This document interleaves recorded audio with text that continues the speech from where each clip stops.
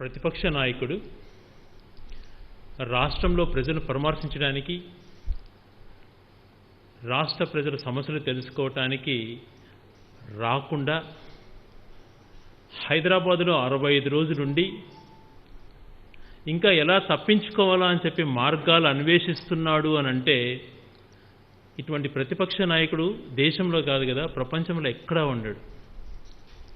తనకు నిజంగా చిత్తశుద్ధితో ఆంధ్రప్రదేశ్కి వెళ్ళాలా అన్నటువంటి భావన కలిగినప్పుడు ఎప్పుడో రాష్ట్ర ప్రభుత్వాన్ని అనుమతి కోరేవాడు.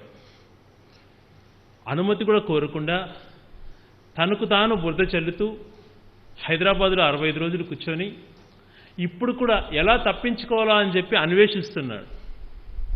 ఇటువంటి వ్యక్తి ప్రతిపక్ష నాయకుడిగా ఉండడం చాలా దురదృష్టకరం.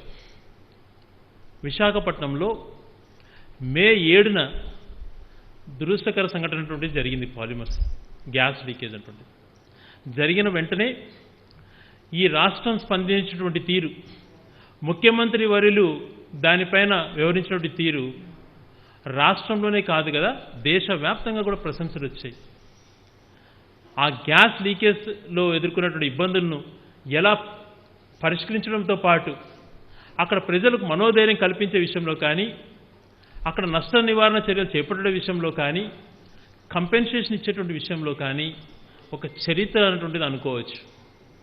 అంత బాగా చేస్తే 3 వారాలు జూమ్ యాప్ ద్వారా బురద జల్లే కార్యక్రమాలు చేసి ఇప్పుడు నేను అక్కడికి వెళ్తాను, అక్కడ ఏదో బురద జల్లేటువంటి కార్యక్రమాలు చేయాలా అటువంటి మాటలు మాట్లాడుతూ జరిగి 3 వారాలు అయిన తర్వాత నిన్నటికి ఈ రోజుకి తేడా ఏముంది అన్నటువంటి మాట ఆయన మాట్లాడుతున్నాడు అని అంటే ఆయన ఏమనాలో ఆయన విజ్ఞతకే వదిలేస్తాను. గత 2 నెలలుగా జూమ్ యాప్ అని ఒకటి పెట్టుకొని 65 రోజులు హైదరాబాద్లో తను 300 కోట్లతో నిర్మించుకుంటున్న ఇంద్రభవనంలో దాదాపుగా ఒక ఆయన హోమ్ థియేటరే దాదాపుగా 12 కోట్లతో కట్టుకున్నాడు అటువంటిది చెప్తుంటారు. అక్కడ కూర్చొని తను ఎంజాయ్ చేసుకుంటూ అప్పుడప్పుడు జూమ్ యాప్ లేకొచ్చి రాష్ట్ర ప్రభుత్వం పైన బురదజల్లే కార్యక్రమాలు చేస్తూ ఉంటాడు. ఇప్పుడు మళ్ళా ప్రత్యక్షంగా వచ్చి ఇక్కడికి వచ్చి ఈ రాష్ట్రాన్ని దేశవ్యాప్తంగా కూడా కరోనా విషయంలో కానీ మిగిలిన విషయాలలో ఈ రాష్ట్రం నుంచి తీరుపైన ప్రశంసలు వస్తుంటే ఇప్పుడు ఇక్కడికి వచ్చి ఇంకా కరకట్టకు చేరాడు. ఇక్కడ కూడా ఒక ఇల్లీగల్ హౌస్లో ఏదైతే ముఖ్యమంత్రి హుదాలోనే అధికార నిబంధనలన్నీ కూడా వ్యతిరేకించి తప్పుడు పనులు, ఎవరో స్మగ్లర్ అటువంటి పనులు చేసే విధంగా, ఒక దగాకోరు చేసే పనుల విధంగా తను ఇల్లీగల్ హౌస్లో ఉంటూ మళ్ళీ అక్కడే కొనసాగుతూ అక్కడి నుంచి ఆయన బురదల కార్యక్రమాలు చేస్తాడు. ఇంకా మళ్ళీ ఇప్పటి నుంచి దాదాపుగా మళ్ళీ 28వ తేదీ దివంగత ముఖ్యమంత్రి ఎన్టీ రామారావు గారి వర్ధంతి సందర్భంగా మహానాడు విషయంపైన చర్చ జరుపుతాడట. ఆయన రామారావు గారికి వెన్నుపోటు పొడిచి ఎగ్జాక్ట్గా సిల్వర్ జూబ్లీ 25 సంవత్సరాలు ముగిసింది. ఇప్పటికైనా చంద్రబాబు నాయుడు గారిని రాష్ట్ర ప్రజలు కోరుకునేది ఏంటంటే, ఆ గొప్ప వ్యక్తిని వెన్నుపోటు పొడిచి చంపావు, ఇప్పటికన్నా నువ్వు రాజకీయాలు స్వస్తి పలుకు, ఆయన పుట్టినరోజు నాడు అప్పటికైనా ఎన్టీఆర్ గారి ఆత్మ శాంతిస్తుంది అని చెప్పి చెప్తున్నారు. నిజంగా ఎన్టీ రామారావు ఆత్మ ఘోషిస్తూ ఇప్పుడు కూడా తిరుగుతూ ఉంటుంది నీ పైన పగతో. కనీసం నువ్వు రాజకీయాలు విరమించుకున్నట్టు తెలిస్తే ఆయన ఆత్మను శాంతిస్తుంది అని చెప్పి అందరూ కూడా చెప్తున్నారు. ఈ గవర్నమెంట్లో అద్భుతమైనటువంటి పాలనతో ప్రజలకు ఏమి చేయాలి, సమస్యలు వచ్చినప్పుడు పబ్లిసిటీకి ఇంపార్టెన్స్ కాకుండా ఏ రకమైనటువంటి పాలన అందించాలి, ప్రజలకు ఎలా రక్షణగా ఉండాలి అని చెప్పి బ్రహ్మాండమైనటువంటి పాలన అందిస్తూ, మరొక పక్క కష్టాలలో ఉన్నా కూడా సంక్షేమ కార్యక్రమాలన్నీ చెప్పినేటివి కాకుండా చెప్పనేటివి కూడా చేసుకుంటూ పోతున్నటువంటి ముఖ్యమంత్రి గారికి మంచి పేరు వస్తుందని చెప్పి డైవర్ట్ చేయడానికి చంద్రబాబు నాయుడు గారు అనేక ప్రయత్నాలు చేస్తున్నాడు. ఈరోజు ఆంధ్రప్రదేశ్లో ప్రతి రంగం కూడా బ్రహ్మాండంగా జనరంజకంగా పాలన కొనసాగుతుంది. ఎందుకనంటే వ్యవస్థను భ్రష్టు పట్టించినటువంటి చంద్రబాబు నాయుడు గారు, వ్యవస్థల్ని సర్వనాశనం చేసినటువంటి చంద్రబాబు నాయుడు గారు అన్నిటినీ సరిదిద్దుతూ, అవినీతి అనేటువంటిది లేకుండా, పార్టీలు కులాలు మతాలు అనేది లేకుండా అందరికీ సమన్వయం చేస్తూ కొత్త ఒరవడిని సృష్టిస్తున్నటువంటి వ్యక్తి జగన్మోహన్ రెడ్డి గారు. ఈయన రాబో రోజుల్లో ఈయన చేపట్టేటువంటి మహానాడు ఒక డ్రామా. వెన్నపోటు పొడిచిన వాడే ఆయన పుట్టినరోజు నాడు మహానాడు జరపడం ఏంటండి విడ్డూరం కాకపోతే? ఇటువంటి వ్యక్తిని ఆంధ్ర ప్రజలు ఎప్పుడు కూడా తను ఆదరించారు. పాలిమర్స్ గ్యాస్ లీక్ అనేటువంటి 3 వారాల తర్వాత తను రోడ్డు మార్గాన కరకట్టకు చేరుకున్నాడు, దొంగ ఇల్లీగల్ హౌస్కి. మరి అదే వ్యక్తి ఎందుకు వైజాగ్ పోలేకపోయినాడు? అక్కడ ఏదో విమానాశ్రయంలో వాళ్ళు క్లోజ్ చేస్తే పని పాట లేని అచ్చెన్నాయుడు లాంటి వాళ్ళు విమానాశ్రయాన్ని వస్తాంటే క్లోజ్ చేయించినటువంటి మాట మాట్లాడుతున్నారు. ఇంకా దేశ సరిహద్దులు మూసేయలేదని చెప్పలేదు ఆయన. ఎందుకంటే ఆయన కరకట్ట కూడా చేరిపోయినాడు. అది కూడా చెప్పిండే వాళ్ళు కరకట్టకు చేరకపోయింటే దేశ సరిహద్దులు మూస్తాను చంద్రబాబు నాయుడు కోసం అని చెప్పి. సిగ్గుండాలి. నీకెవరండి భయపడతారు? నువ్వు ఎటువంటి వ్యక్తివో ప్రజలకందరికీ తెలుసు కదా. నీ నిజాయితీ ఏందో, నీ చిత్తశుద్ధి ఏందో, నువ్వు ఎటువంటి వాడువో అన్నీ కూడా తెలుసు. ఈ వ్యక్తి వస్తా అంటే ఎయిర్పోర్ట్ క్లోజ్ చేస్తారట. వీళ్ళు మాట్లాడేటువంటి మాటలు, ఈయన వైజాగ్లో అడుగు పెడితే భూకంపం వస్తుందని. ఏంది భూకంపం వచ్చేది? నీలాంటి వ్యక్తి ఎక్కడ అడుగు పెడితే అక్కడ భస్మం అయ్యేటువంటి పరిస్థితి. అవతల పార్టీ వాళ్ళల్లో వణుకు పుట్టేది కాదు. మీ వాళ్ళు ఎక్కడ పెడితే అక్కడ మీరు సర్వనాశనం అయ్యేది కాకుండా ఆ ప్రాంతానికి సర్వనాశనం అయ్యేటువంటి గుణం కలిగినటువంటి వాళ్ళు జరిగిన సంఘటనలు కూడా మనకు తెలుస్తూ ఉంటాయి. ఇంకా చంద్రబాబు నాయుడు గారి క్రెడిబిలిటీ గురించి ఒకసారి మాట్లాడుకుందాం. గౌరవనీయులు పెద్దలు పార్టీ అధ్యక్షులు కళా వెంకట్రావు గారు ఉత్తరాలు రాశాడట, మా పాలన ఏదో సరిగా లేదు, మేము చెప్పినట్టు చేయలేదు అని చెప్పి. మీరు ఒక్కసారి ఆత్మవిమర్శ చేసుకోండి. గతంలో మా ప్రియతమ నాయకుడు డాక్టర్ వైఎస్ రాజశేఖర రెడ్డి గారు ఉచిత విద్యుత్ పైన సంతకం పెట్టి ఆ ఫైలు సంతకం పెట్టి వేదిక దిగి ఇంటికి చేరే లోపల అమలు చేసినటువంటి క్రెడిబిలిటీ ఉన్నటువంటి నాయకుడు కుటుంబం నుంచి కుమారుడిగా వచ్చినటువంటి వ్యక్తి జగన్మోహన్ రెడ్డి గారు. నువ్వు 2014లో ప్రమాణ స్వీకారం చేశావు. ఏం చేశావు? ప్రమాణ స్వీకారం చేస్తూ అది ఏదో 450 కోట్లు ఖర్చు పెట్టి కష్టాల నుండి ఆంధ్ర రాష్ట్రాన్ని అప్పులపాలు చేసి 450 కోట్లు ఖర్చు పెట్టి సినిమా స్టార్లను వాళ్ళను వీళ్ళను రంగంలోకి దింపి బలవంతంగా జన సమీకరణ చేసి 5 సంతకాలు పెట్టావయ్యా నువ్వు. మొదటి సంతకం నువ్వు పెట్టిందేంటి? రైతుల రుణమాఫీ చేసావా? సిగ్గు లేకుండా మన ఓడిపోయి ప్రతిపక్షంలో కూర్చొని మేము రుణమాఫీ చేయాల్సినటువంటి డబ్బులు ఇంకా ఇంత బాకీ ఉంది, అది మీరు ఇవ్వండి అని చెప్పి మాట్లాడించినటువంటి నీచ సంస్కృతిని ఇది. నువ్వా 1 సంవత్సర జనరంజక పాలన పైన విమర్శలు చేపించేది? మొదటి సంతకానికి విలువ లేకుండా చేసావు కదా నువ్వు పెట్టిన 2వ సంతకం ఏంది? బెల్ట్ షాపులు రద్దు చేస్తాం చేసావా? జగన్మోహన్ రెడ్డి గారు సంతకాలు పెట్టకుండా ముఖ్యమంత్రి అయిన వెంటనే తన 2 పేజీల మేనిఫెస్టోలో ఏమి చెప్పాడో అవన్నీ చేసుకుంటూ పోతూ దశల వారీగా మద్యం తగ్గిస్తూ వస్తామని చెప్పి, మాఫీ చేస్తామని చెప్పి, లేకుండా చేస్తామని చెప్పి మొదట్లోనే బెల్ట్ షాపులు టోటల్గా 43,000 బెల్ట్ షాపులు అటే టైం ఎత్తేయడమే కాకుండా 20% మద్యం అంగళ్ళు కూడా తగ్గించినటువంటి నాయకుడు జగన్మోహన్ రెడ్డి గారు.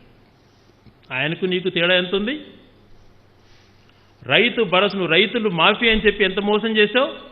జగన్మోహన్ రెడ్డి గారు రైతు భరోసా కింద 4 సంవత్సరాలు 12,500 ఇస్తానని చెప్పి ముఖ్యమంత్రి అయిన తర్వాత, ఎన్నికలు అయిపోయిన తర్వాత 4 సంవత్సరాలు కాదు 5 సంవత్సరాలు ఇస్తాను అని చెప్పి ఆ సంవత్సరం అవసరం లేకపోయినా తను ముఖ్యమంత్రి అయినటువంటి తర్వాత మళ్ళీ ఇవ్వాల్సి వచ్చిన వెంటనే ఖజానా అటువంటిది మీరన్నీ కూడా అప్పుల పాలు చేసిపోయినా కూడా 12,500 నుంచి 13,500 పెంచి 5 సంవత్సరాలు ఇస్తానని చెప్పి 2 విడతలు విడుదల చేయడం జరిగింది.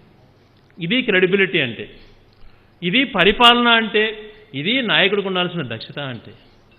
నీకుందా? ఎన్టీఆర్ అని చెప్పి నువ్వు వెన్నపోటు పెడిచి ఆ వ్యక్తిని ఎప్పుడు మోసం చేస్తూ ఉంటావు. మీ మామని, ఆ మామ పేరుతో ఎన్టీఆర్ సుజల స్రవంతి గ్రామానికి ఏర్పాటు చేస్తామని చెప్పినావు. చేసావా? మొదటి సంతకానికి దిక్కు దివానా లేకుండా చేసినటువంటి నీచ సంస్కృతి రాజకీయం నీది. మొదటి సంతకంగా అమలు చేసి సంతకం పెట్టి ఇంటికి చేరే లోపల అమలు చేసేటువంటి కార్యక్రమాలు చేసేటువంటి నాయకులు జగన్మోహన్ రెడ్డి గారు, రాజశేఖర రెడ్డి గారు. జగన్మోహన్ రెడ్డి గారు ప్రమాణ స్వీకారం చేస్తూ పెన్షన్ 250 రూపాయలు పెంచుతున్న 2,250 రూపాయలు మీరు ఎన్నికల ముందు ఇచ్చినట్టు 1 నెలే 2,000 రూపాయలు. జగన్మోహన్ రెడ్డి గారు ఇంటికి చేరుస్తూ అవ్వలకు పెద్దలకు అందరికీ 2,250 రూపాయలు పెన్షన్ చేసి ఈరోజు అమలు చేస్తున్నటువంటి 2,250 చేయడమే కాకుండా వాళ్ళను రోజుల తరబడి ఎండలకు చెట్ల కింద కూర్చునే పరిస్థితి కల్పించకుండా ఇంటికెళ్ళి నిద్ర లేపి పెన్షన్ ఇచ్చేటువంటి కార్యక్రమం చేస్తున్నాడు అని అంటే ఆయన నాయకుడు అంటే. ఇంక చెప్పుకుంటూ పోతే నేతన్న హస్తం, బీసీలు పార్టీ మాది, మేము బీసీలకు అవి చేస్తాం ఇవి చేస్తామని సిగ్గు లేకుండా చెప్తుంటారే మీరు. నేతన్న హస్తం మన డిసెంబర్లో ఇచ్చారు, మళ్ళీ ఇవ్వాల్సినటువంటిది డిసెంబర్లో. కానీ కరోనా వల్ల నేతన్నలు కష్టం ఉండకూడదు, వాళ్ళకి ఈ సమయంలో ఆ డబ్బు ఉపయోగపడాలి అని చెప్పి జూన్లో ఇవ్వబోతున్నాడు, 7 నెలలు అడ్వాన్స్గా ఇస్తున్నాడు. అది ఇటువంటి విపత్కర పరిస్థితులలో ఆర్థిక రంగం ఎంతో వర్స్ట్గా ఉన్నటువంటి సిచ్యువేషన్లో ఇలా చేస్తున్నాడు కదా. ఈయన కాదా నాయకుడు? ఒక్కసారి కళా వెంకట్రావు గారిని గుండెపైన చేసుకొని నేను చేసేటువంటి ఈ మాటల్ని విని ధైర్యము దమ్ము ఉంటే ఛాలెంజ్కు రా. లెటర్లు రాసి తప్పించుకోవడం కాదు. జీరో వడ్డీ అనేటువంటిది టోటల్గా లేకుండా మహిళలు మోసం చేస్తే ఏ మహిళ మాకు ఇవ్వండి అని చెప్పి డిమాండ్ చేయకపోయినా వాళ్ళకి ఇవ్వాల్సినటువంటి 1400 కోట్లు అట్ ఏ టైం చెల్లించాడు కదా. అది నాయకత్వం అంటే. ఆటో వాళ్ళతో ఏమి చేయకపోయినా మీకు అది చేస్తాను అని చెప్పి 4 ఆటోలు పెయిడ్ ఆర్టిస్ట్ని తీసుకొని వచ్చి నీలాగా ఊరేగింపుగా ముఖ్యమంత్రిగా ఊరేగింపు చేసుకున్నావా, అలా చేయకుండా ఆటో వాళ్ళకి ఏదైతే ఆటో వాహనమిత్ర వాళ్ళకి ఏదైతే హామీ ఇచ్చాడో వాళ్ళందరికీ మొదటి విడత డబ్బులు వేయడమే కాకుండా మళ్ళా 4వ తేదీ 2వ విడత వాళ్ళకి డబ్బులు వేస్తున్నాడు. ఫీజు రియంబర్స్మెంట్ 4 సంవత్సరాలు 5 సంవత్సరాల బకాయిలన్నీ కూడా అనా పైసతో సహా క్లియర్ చేసి, అవి క్లియర్ చేయడమే కాకుండా వాళ్ళకు ప్రతి ఒక్కరు విద్యలో వెనకాడకూడదు, మేము ఇచ్చే ప్రయారిటీ విద్య పైన అని చెప్పి విద్యా దీవెన, వసతి దీవెన, అమ్మఒడి, మధ్యాహ్న భోజనంలో విపత్కరమైనటువంటి మార్పులు, ప్రతి ఒక్కరూ కూడా తల్లిదండ్రులు కూడా పెట్టలేనటువంటి పౌష్టికాహారం పెట్టించి ప్రతిరోజు ఈ మెనూ ఉండాలని చెప్పి ప్రతిరోజు ఫాలోఅప్ చేస్తున్నాడే. ఈయన ముఖ్యమంత్రి అంటే నీకు కనపడలేదా ఇవన్నీ? అమ్మఒడి తరపున ఎంతమంది తల్లులకి 50 లక్షల మంది తల్లులు సంతోషంగా డబ్బులు తీసుకున్నారే, వాళ్ళ సంతోషం మీకు కనపడలేదా? అక్క చెల్లెలకు నువ్వు బాకీ పడినటువంటి 10 సంవత్సరాలు చెల్లించకుండా సిగ్గు లేకుండా క్షమాపణ నువ్వు చెప్పకుండా ఉన్నా కూడా ముఖ్యమంత్రి గారు చెప్పకపోయినా 1400 కోట్ల వాళ్ళకి ఇచ్చాడు కదా జగన్మోహన్ రెడ్డి గారు. అది మీకు కనపడలేదా? ఇవి కాకుండా ప్రపంచమంతా మన వైపు చూసేటట్టు బయట దేశాలు, ఈ రాష్ట్రాలు ఈ దేశంలో అనేకమైనటువంటి రాష్ట్రాలన్నీ కూడా ఈయన పరిపాలన ఎంత బాగుంది, ఈయనకి ఎలాగొచ్చింది ఆ గ్రామ సచివాలయాల ఐడియా, ఈయనకి ఎలాగొచ్చింది ఆ వాలంటరీ సిస్టమ్ ఐడియాస్ అని చెప్పి ఆశ్చర్యపోతున్నారు. వ్యవస్థ తేవడం కాదు, దానివలన 4 లక్షల మందికి ఉద్యోగాలు క్రియేట్ చేసి 50% బడుగు బలహీన వర్గాలకు ఇవ్వాలని చెప్పి అసెంబ్లీలో చట్టం చేసినటువంటి నాయకుడు జగన్మోహన్ రెడ్డి గారు. రాజకీయ విమర్శలు చేయడం కాదు, చేసి చూపించాలి.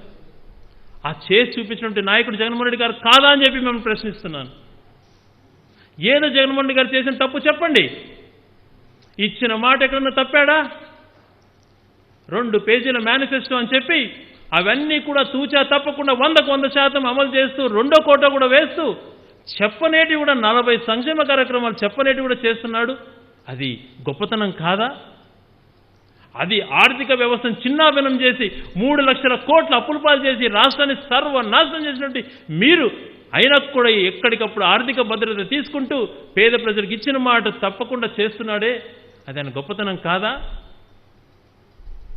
చెప్పండి, ఏం తప్పు చేస్తున్నాడు జగన్మోహన్ రెడ్డి గారు? ఏంటి అర్థం లేనటువంటి మాటలు. ముఖ్యమంత్రి అయి వారం రోజులలో బ్రహ్మాండమైనటువంటి వర్షాల గురించి ఎక్కడ చూసినా ఏర్లు పారి ఎక్కడ మనుషులు దాటుకోలేని పరిస్థితులు ఉంటే కృత్రిమ ఇసుక సృష్టించి ఆ రోజు రాజకీయం మొదలుపెట్టారు. మొదటి వారం నుంచి చచ్చిపోయిన వాళ్ళని దగ్గరికి వెళ్ళేది, మీరు పలానా దానిపైన చెప్పండి మీకు డబ్బులు ఇప్పిస్తామని చెప్పి సిగ్గులేనటువంటి చర్యలు చేశారు.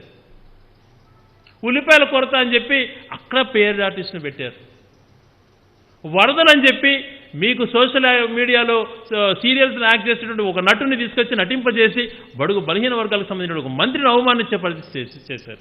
ఇవన్నీ బయటపడినప్పుడు సిగ్గు లేకుండా నోరు మెదపరు. మళ్ళా మీరా పరిపాలన గురించి ప్రశ్నించేది? నీ చరిత్రలో ఏ రోజున నీకు నిజాయితీ అటువంటిది ఎప్పుడన్నా ఉందా? నీకు కాంగ్రెస్ లేనప్పుడు ఇతర పక్షాలతో నువ్వు ఉన్నప్పుడు ఏమని చెప్తావు? కాంగ్రెస్ వ్యతిరేక భావజలంతో పుట్టినటువంటి పార్టీ నాది, కాంగ్రెస్ వ్యతిరేకులమందరూ ఒక గొడుగు చేరుదామని చెప్పి అక్కడ ఒక గొడుగు పెడతావు. మళ్ళీ ఇంకొకసారి ఏం చేస్తావు? కాంగ్రెస్ దగ్గరికి వెళ్ళి నా బ్లడ్ కాంగ్రెస్ బ్లడ్ అని చెప్పి చెప్పి వచ్చిన వాళ్ళు వెన్నుపోటు పొడుస్తావు. వీళ్ళంతా చూసి దేశవ్యాప్తంగా నాయకులంతా నువ్వు ఒక అంటరాని నాయకుడు, నిన్ను ముట్టుకుంటే అందరం సర్వనాశనం అవుతామని చెప్పి ప్రతి రాష్ట్రంలో ఉన్నటువంటి నాయకులంతా భయపడే పరిస్థితి వచ్చింది. అందుకనే మొన్న రీసెంట్గా ఒకసారి ఎక్కడో వీడియో చూశాను. పక్క రాష్ట్ర ముఖ్యమంత్రి చంద్రబాబు నాయుడు గారి గురించి చెప్తూ తూరి బతుకు చెడా అని తిట్టాడు. నేను పెద్ద తప్పు లేదేమో అనిపిస్తాను ఆ వాడుకు. ఎందుకంటే నీ జీవితం అలాంటిది.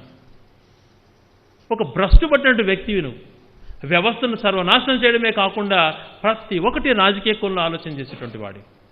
ఈరోజు వైఎస్ఆర్సీపీ నాయకులు వాళ్ళ సొంత డబ్బులతో వాళ్ళ కష్టాలలో ఉన్న అప్పులు చేసి కరోనా టైంలో పేద ప్రజలను ఆదుకోవాలని చెప్పి సరుకులు పంచుతుంటే నీచ రాజకీయాలు చేశావు నువ్వు.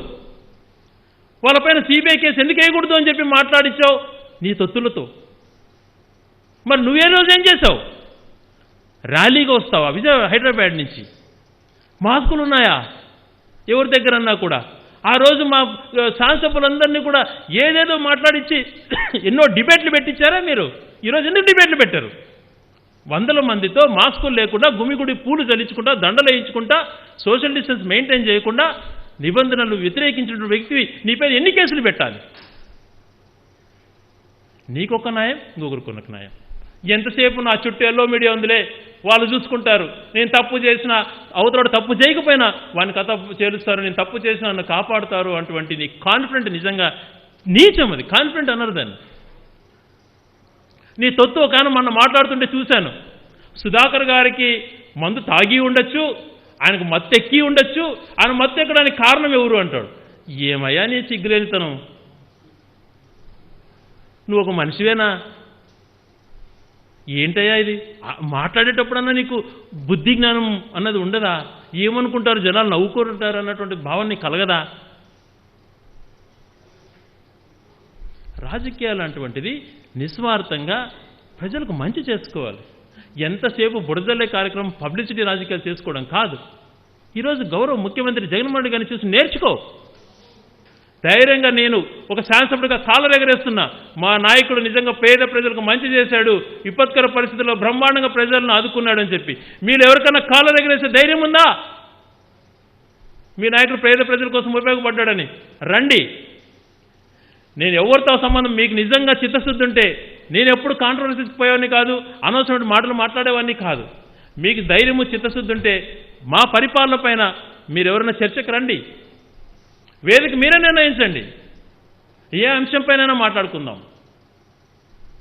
ఇంత విపత్కర పరిస్థితులలో పేద ప్రజలకు అండగా ఉండడమే కాకుండా ఎక్కడికక్కడ కరోనా విషయంలో దేశంలో ఎక్కడ లేనని విధంగా టెస్టులు, జాతీయ మీడియా కూడా బ్రహ్మాండమైనటువంటి నేషనల్ మీడియా అంతా కూడా జగన్మోహన్ రెడ్డి గారు చేసిన కార్యక్రమాలను అప్రిషియేట్ చేస్తున్నాయి. ఎందుకు మీకు ఎన్ని కళ్ళ కనపడవు? అనవసరమైనటివి, కుక్క చచ్చిపోయింది, సుధాకర్ గారు తాయి కింద పడినాడు, ఇట్లాంటివి డిబేట్లో మీరు పెట్టేది. డిబేట్లు మంచి కార్యక్రమాల పైన పెట్టండి అయ్యా, 10 మందికి తెలుస్తాయి. మీకు కూడా కొద్దిగా గొప్ప ఒక మనశ్శాంతి అనేటువంటిది ఉంటుంది. టీటీడీ భూములు అమ్ముతున్నారు. ఎందుకు అమ్ముతారయ్యా? అవతలానికి లాభం వచ్చే విధంగా చేస్తున్నాయి ప్రభుత్వం. మీలాగా సదాపర్తి భూములు ఇష్టం వచ్చినట్టు కొల్లగొట్టినట్టు పని ఎప్పుడు చేయదు ప్రభుత్వం. ఈ ప్రభుత్వంకు మంచి జరిగి పేద ప్రజలకు లాభం జరుగుతుందంటేనే నిర్ణయం తీసుకుంటుంది. వేరం పాట పాడేవాడుకో లేకపోతే బినామీ వాడుకో లాభం చేకూరుతుందంటే అలో చేసే ప్రశ్నే ఉండదు, క్వశ్చనే ఉండదు. ఈ ప్రభుత్వ చిత్తశుద్ధి అది. ప్రతిదీ రాజకీయం చేయడం. దేవుడి విషయంలో అక్కడ ఒక టవర్ అనేటువంటిది సోలార్ ప్యానెల్ ఉంటే అక్కడ ఇంకోటి పెట్టారని చెప్పి మతాలను రెచ్చగొట్టేటువంటి నీచ సంస్కృతి మీది. నీ రాజకీయం కోసం దేవుళ్ళను కూడా వదలవు నువ్వు.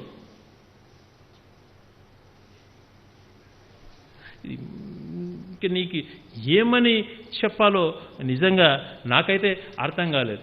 మీరు ఒకటే, ఈ సంవత్సర పాలన పైన మీకు ధైర్యం ఉంటే, మీకు చిత్తశుద్ధి ఉంటే, మీకు దమ్ము అన్నటువంటిది ఉంటే రండి, మీ ఎల్లో మీడియాని పిలుచుకొని రండి, డిబేట్లో కూర్చుందాం. ఎక్కడ కూర్చుందాం మీరే చెప్పండి. ప్రతి అంశం పైన క్షుణ్ణంగా మాట్లాడదాం. ఏ వర్గాన్ని కానీ ఏ సెక్షన్ని కానీ ఎక్కడ కూడా మాట తప్పలేదు, నీలాగా అడ్డు ఎరిగి మాట్లాడలేదు. మేము చెప్పిన విధంగా బడుగు వర్గాలకు సంబంధించినటువంటి వాళ్లకు అనేక రకాలుగా రిజర్వేషన్స్ విషయంలో కానీ అన్ని విషయాలలో మళ్ళీ జూన్ 10వ తేదీన వాహనమిత్ర 4వ తేదీన ఇస్తే 10వ తేదీన రజకులకు నాయబ్రాహ్మణులకు టేలర్లకు వాళ్ళలో 99% బడుగు బలహీన వర్గాల ప్రజలు ఉంటారు. వాళ్ళకందరికీ కూడా 10,000 డిపాజిట్ చేయబోతున్నాం. రేపు మౌజాన్లు ఇమాములకి తర్వాత అర్చకులకి ఫాస్టర్లకి వాళ్ళకు 10,000 కరోనా కష్టాలను డబ్బులు జమ చేయగలుగుతున్నాం. ఇది ఈ నాయకుడు గొప్పతనం. నీలాగా నాయబ్రాహ్మణులు బీసీలో వచ్చి సమస్య చెప్పుకోవడానికి పోతే తోక కత్తిరిస్తా మీ అంతు చూస్తా అని చెప్పి రంకెలేయలేదు మేము ఎప్పుడు ఏ వర్గాన్ని కానీ ఎవరిని కూడా అవమానించేటువంటి సంస్కృతి మాది కాదు. ఒకసారి నిజంగా నేను చూస్తే నవ్వు వస్తుందయ్యా, నువ్వు 40 ఏళ్ళ ఇండస్ట్రీ ఎంతబ్బా అనిపిస్తుంది. పోతిరెడ్డిపాడు నేనే కట్టినా అంటాడు. ఏమన్నా చెప్పడానికి చూడు కెమెరా మిత్రులు కూడా నవ్వుకుంటున్నారు. నిజంగా ఆశ్చర్యం వేస్తుంది. అంటే అందరూ కూడా, ఎందుకంటే ఎవరికీ నవ్వు వస్తుంది. పోతిరెడ్డిపాడు ఆయన కట్టడమే విచిత్రం కాకపోతే. పోతిరెడ్డిపాడు ఆయన కట్టాడంట, గాలేనగిరి ఆయన కట్టాడంట, తెలుగంగా ఆయన కట్టాడంట. ఏంటయ్యా అసలు నువ్వు కనీసం ఒక గిటికన్నా పెట్టింటావా? పోతిరెడ్డిపాడు దివంగత ముఖ్యమంత్రి రాజశేఖర రెడ్డి గారు కడుతుంటే నీ తొత్తులతో నువ్వు ధర్నా చేసావు దాన్ని అడ్డుకోండి అని చెప్పి ఈరోజు నేను కట్టాను అంటాడు. దాన్ని నీ క్రెడిబిలిటీ ఏందో నీవేందో నువ్వేం మాట్లాడతావో ఏది అర్థం ఉండదు. నీ వల్ల ఈ రాష్ట్రానికి శని తప్పితే ఏమీ జరగలేదు. నీ 15 సంవత్సరాల పాలన అస్తవ్యస్తం చేశావు, వ్యవస్థను సర్వనాశనం చేశావు. వ్యవస్థను వాడుకోవాలి, డబ్బులు రాజకీయం చేయాలి, లంచాలు ఇవన్నీ నేర్పించింది నువ్వు. అవినీతిని అంతం చేశాక నిద్రపోను అని చెప్పి ఎక్కడ అవినీతి జరగకుండా రివర్స్ టెండరింగ్ అని చెప్పి గ్రామ స్థాయిలో అవినీతి ఉండకూడదని చెప్పి ఆలోచన చేసేటువంటి ముఖ్యమంత్రి జగన్మోహన్ రెడ్డి గారు. కరువు కాటకాలలో అల్లాడుతున్నటువంటి ప్రతి ప్రాంతానికి నీళ్లు ఇవ్వాలి, ఈ ఆంధ్ర రాష్ట్రాన్ని సుఖాలతో ఉండాలి, ప్రతి ప్రజలు సంతోషంగా ఉండాలి, ప్రతి వర్గం సంతోషంగా ఉండాలి అని చెప్పి ఆలోచన చేసినటువంటి మగాడు జగన్మోహన్ రెడ్డి గారు. ఈ 4 సంవత్సరాల పరిపాలన జనరంజకంగా ఉండబోతుంది. చెప్పినేటివే కాకుండా చెప్పనేటివి కూడా అమలు చేసేటువంటి మహానాయకుడు అయిపోయేటువంటి వ్యక్తి జగన్మోహన్ రెడ్డి గారు. అందుకే ఈర్ష్యతో ద్వేషంతో మీరు మాట్లాడుతున్నారు. 100% ప్రజల దగ్గర కానీ మిగిలిన అందరి దగ్గర కూడా గొప్పగా పేరు తెచ్చుకోబోతున్నాడు. దేశవ్యాప్తంగా కూడా అందరూ జగన్మోహన్ రెడ్డి వైపు ఇప్పుడే చూస్తున్నారు. 4 సంవత్సరాల తర్వాత అందరూ జగన్మోహన్ రెడ్డి గారు లాంటి నాయకుడు కావాలని చెప్పి కోరుకుంటాడు. ఇది ఈ సంవత్సర పరిపాలన జగన్మోహన్ రెడ్డి గారు చేసినటువంటి ప్రతి ఒక్కటి కూడా మనస్ఫూర్తిగా ప్రజలకు చేరాయి.